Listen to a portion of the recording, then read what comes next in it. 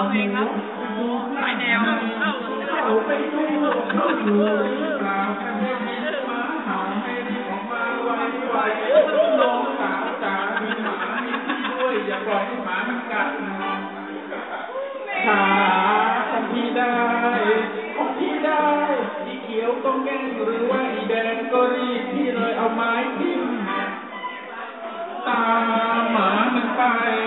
หมาดุเย็นจริงด้วยมันชอบกัดแต่ปลายขาของพวกผู้ชายพี่ก็ช่วยพี่ก็ช่วยตามถูกหมากัดป่วยจนเดินไม่ไหว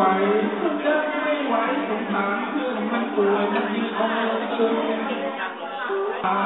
บอกว่าแค่เป็นไข้โอมาใจ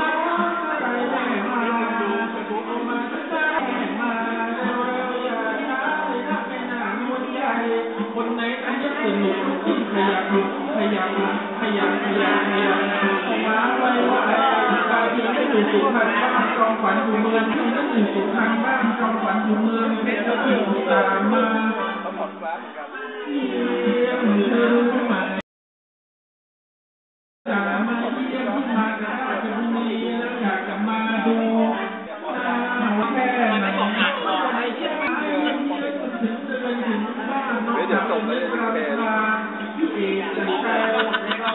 วันนี้ตัวฉันเดี๋ยวเรามีปืนเนี่ยใครวะเยี่ยมเธออีกต่อไปโอมา